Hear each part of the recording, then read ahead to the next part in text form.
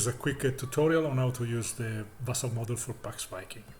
So here I started the module. This is the initial splash screen. Let's leave it start a new game offline. Click on next. We can choose any side. We can change later. We might as well choose observer since I'm gonna just set up the game first.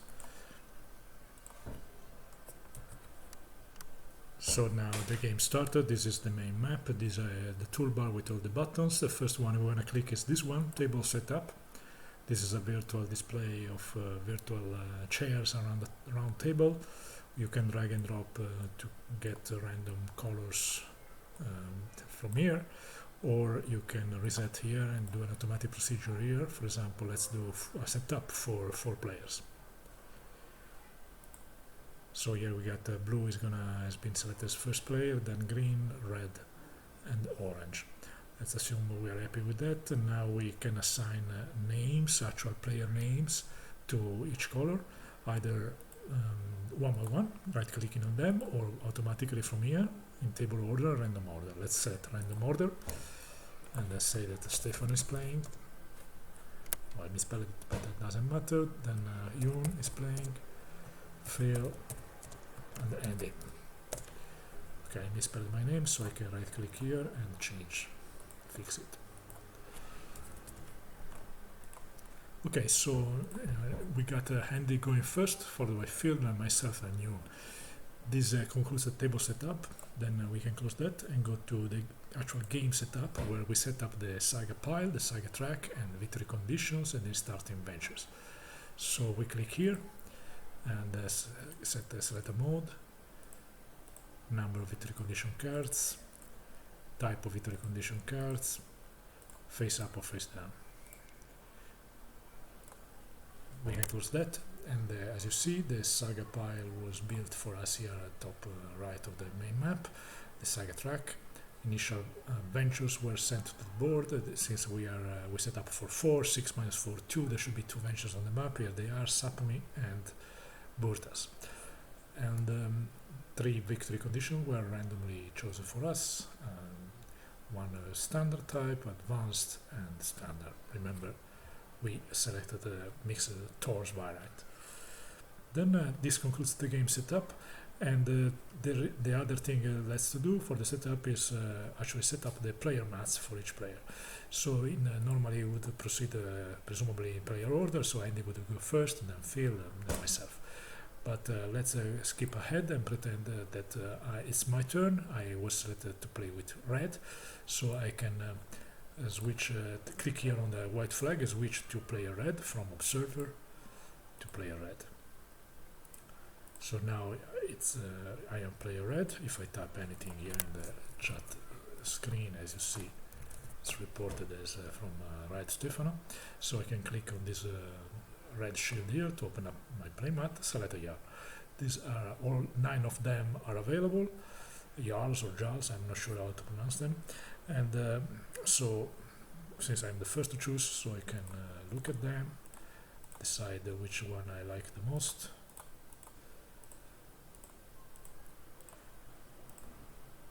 And click in this central button to select it, or just click on this die button here to get a random Jarl.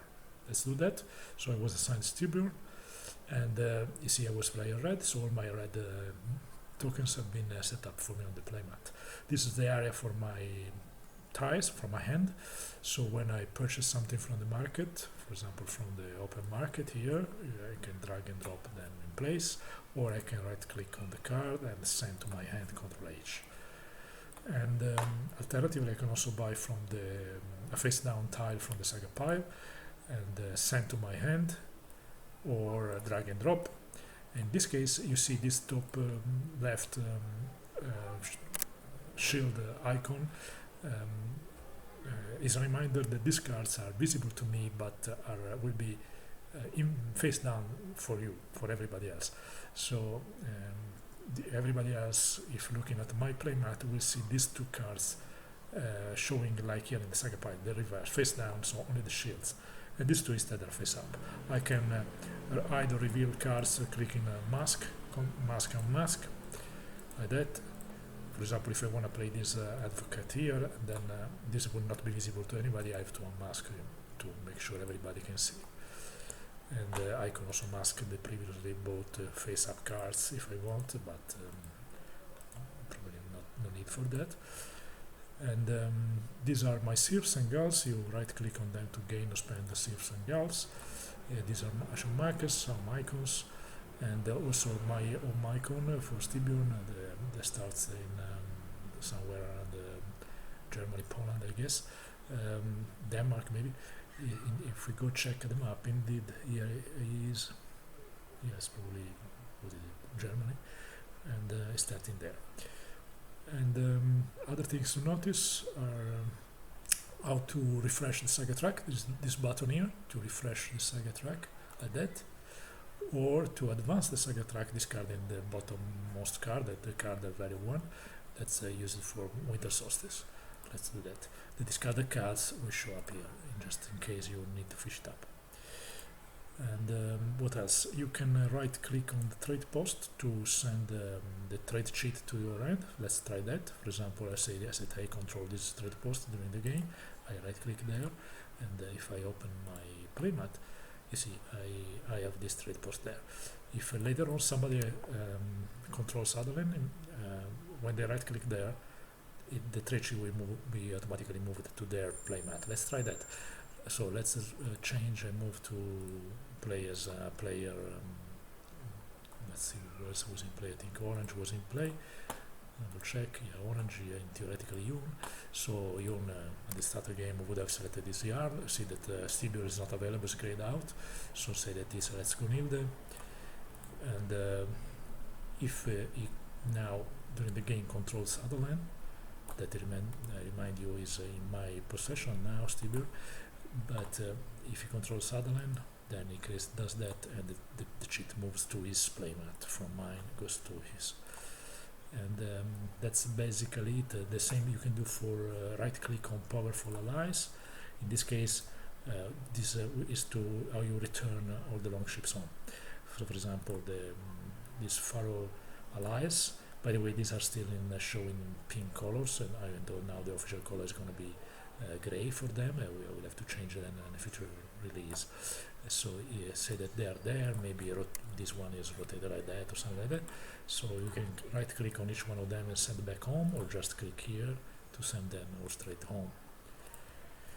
Same for Iceland and Dublin. I don't think there is anything else to say. This is the Rosetta Stone, front and back. And that's about it. Thanks for listening.